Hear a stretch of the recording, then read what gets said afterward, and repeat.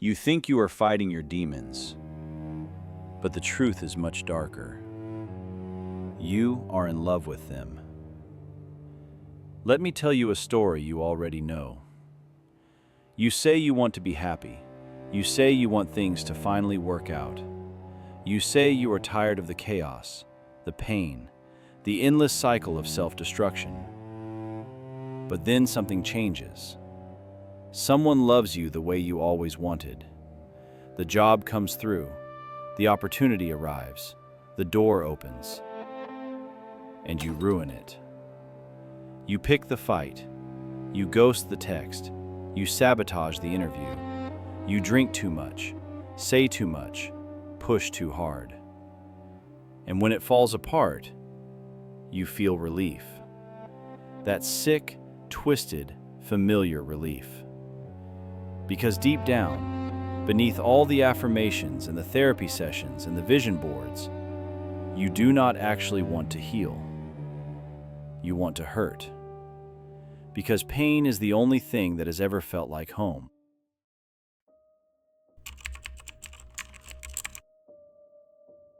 Your brain does not care about your happiness. Let me say that again. Your brain does not care about your happiness. It cares about your survival. And if you grew up in chaos, if you were raised in a house where love came with conditions, where affection meant danger, where peace was just the silence before the storm, then your nervous system learned a very specific lesson. Safety equals suffering. Freud called this the repetition compulsion. Jung called it the shadow, the part of yourself you refuse to see. The unconscious drive to recreate the emotional conditions of your childhood over and over and over again, even when those conditions destroy you. You are not broken. You are just stuck. Stuck in a pattern your body memorized before you even had words for it. When things go well, when someone treats you with kindness, when life becomes stable and predictable and calm, your nervous system screams. Because calm does not feel like safety. It feels like the moment before everything collapses. It feels like waiting for the other shoe to drop. So you drop it yourself. You become the architect of your own destruction, because at least then you have control. At least then you know when the pain is coming. There is a quote that haunts me. We return to the hell we know, rather than the heaven we don't. You choose the familiar, even when the familiar is killing you, because the unknown, even if it is beautiful, feels more dangerous than the suffering you have already survived. Your brain runs a simple calculation. If I made it through the chaos once, I can make it through again. But if I step into this new world, this peaceful world, I might not survive. So you retreat, back to the pain, back to the patterns, back to the relationships that hurt you, the jobs that drain you, the habits that numb you. Because at least there, you know the rules. Now we arrive at the part you will hate me for. The part where I tell you the real reason you cannot let go. It is not just that suffering feels safe. It is that suffering makes you special. Think about it. When you are the broken one, the sad one, the one who has been through hell and barely made it out, you have an identity. You have a story. You have a reason for why you are not where you want to be. I would be successful, but I had a traumatic childhood. I would be in a relationship, but I have trust issues. I would be happy, but I am just not wired that way. Your suffering becomes your excuse, and more than that, it becomes your currency. You trade your pain for attention, for sympathy, for the validation that comes when people say, "Wow, you have been through so much." You are addicted to the pity of others. And even more dangerously, you are addicted to the pity you give yourself. Because if you heal, who will you be? If you let go of the story that you are damaged, that you are different, that you are beyond saving, then you are just ordinary, just another person trying their best with no grand tragedy to justify their failures. And that terrifies you. So you cling to the suffering. You wear it like armor. You build your entire personality around it. I am the one who struggles. I am the one who never catches a break. I am the one who is too damaged to be loved. But here is the truth you do not want to hear. You are not damaged. You are hiding. Hiding behind your pain so you never have to risk being seen for who you actually are. Because being broken is easier than being vulnerable. Being the victim is easier than being responsible. And staying in the darkness is easier than stepping into the light and discovering you do not know how to live there.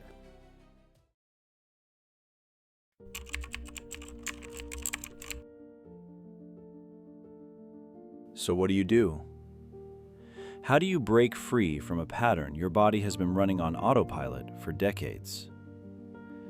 You tolerate the discomfort of peace. You sit in the anxiety of things going well. When your brain screams that happiness is dangerous, you do not listen. When your nervous system begs you to sabotage, to run, to destroy the good thing before it destroys you, you stay. You stay in the relationship even when it feels too easy. You stay in the job even when it feels too stable. You stay in the healing even when it feels too quiet. Because the only way out is through. There is no shortcut, no hack, no magic pill that rewires your brain overnight. You must teach your nervous system that safety does not equal danger, and that takes time. It takes sitting in the sunshine without looking for the storm. It takes accepting love without waiting for it to turn into pain. It takes letting yourself win without burning it all down the moment you do. You have to burn the boats. There is an old story about a general who invaded a foreign land. When his army arrived on the shore, he ordered them to burn their boats. No escape, no retreat. The only way forward was through the battle. You must do the same. You must burn the boats that take you back to your suffering. Delete the number, quit the job, end the friendship that keeps you small. Stop telling the story of your trauma as if it is your destiny. Stop romanticizing your pain. Stop using your past as a prison. Because every time you run back to what hurts you, you are choosing the familiar over the possible. And the possible is where your life is waiting.